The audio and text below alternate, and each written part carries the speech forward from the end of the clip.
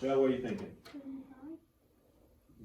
Can't do, well, I can do 75 divided by 3, but I can think of something a little bit closer to 85. Adrian, what are you thinking? 82. Can't do 82 divided by 3. Marlene? 90. 90. Very good. Okay, so let's talk about why 90 works. Okay, but it's going to be 90.0. Don't forget about the decimal. Is 90 close to 85? Yes, it's only 5 away. Can you easily do 9 divided by 3? Yes, so it has to fit those two categories. It's got to be close, and you've got to be able to divide it in your head.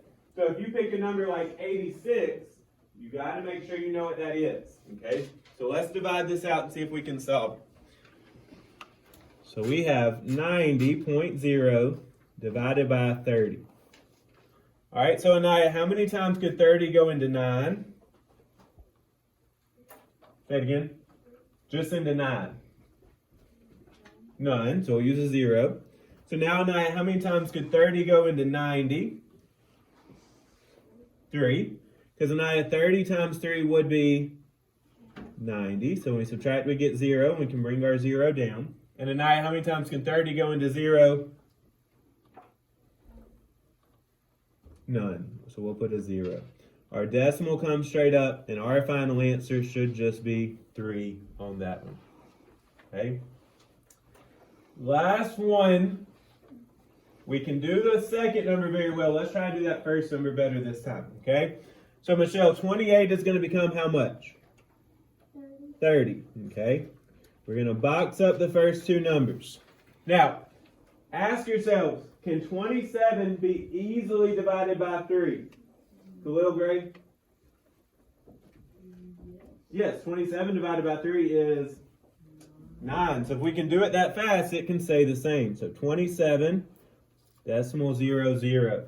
Okay, so let's divide it out. So 27 and 0 hundredths divided by 30.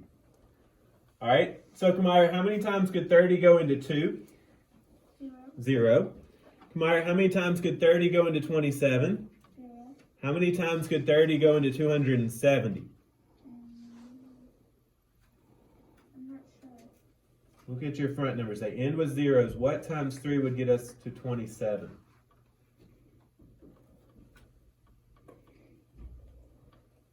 Just said it. Tyron? 9. So Tyron, 30 times 9 would be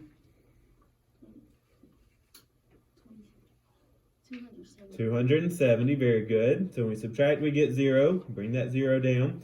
And Tyron, how many times could 30 go into 0? 0. We move our decimal straight up, and our final answer should be 0 and 90 hundredths. Okay. Now, the same thing from when we estimated last time, and I can remember the test. I'm picturing some of our tests in my brain. Is we can round the second number really easily, but rounding that first number gives us some trouble. And the thing that's making my brain hurt is the ones of us that can't pick that second number aren't focused right now. So make sure that you're with me as we're going over this. It's not going to get any easier by you not paying attention. Okay? So if we're drawing on our arms, we're tearing out pages of our book, we're not focused, it's not going to fix itself. What I want you to do, flip over to the next page for just a second. Let's look at just one word problem for just a second. It says, Edward bikes the same route to and from school each day. After 28 days, he bikes a total distance of 389.2 miles. And then it says, estimate how many miles he bikes in one day. Underline that word, estimate, in that question. Do they want the exact number of miles that he bikes? No, they just want an about number. Now, the total number that he bikes, or total number of miles, would be 389.2. And he does that in 28 days. So we're going to divide it by 28.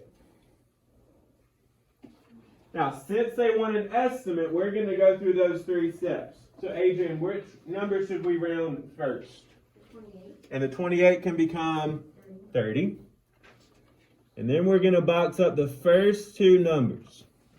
So, I need something close to 38 that can be easily divided by 3. Think about it, then raise your hand. What number is close to 38 that you can easily divide 3. Peyton? I like 36. Anybody think of anything closer? Peyton was closer than the one I was thinking of. Very good. So let's take 36, and we're going to turn everything else to zeros. If it's outside of the box, it stays a 0. Okay. So let's do some division. So 360.0 divided by 30. Okay. So Jacory, how many times could 30 go into 3? 30 into 3? 0. How many times could 30 go into 36? 1. All right, and Jacory, 30 times 3 would be... I'm sorry, 30 times 1. I don't know where I got 3 from. 30. So when we subtract, we get 6, and we can bring down the 0. All right, so now, Ethan, how many times could 30 go into 60? 2. Because 30 times 2 would be 60. So we subtract, we get 0, and we bring down the 0. And Jackson, how many times could 30 go into 0? 0. Where does my decimal go? Remember, we have to be neat to make sure the decimal gets in the right place. Khalil? Between the 2 and the 0. It goes straight up right there. So that means that he bikes 12 miles a day. About 12 miles a day. It wouldn't be exact, so you can add that word about in there. Okay. All right. Last thing that we're going to do. I'm going to give you just a second. I want you to try A, B, and C.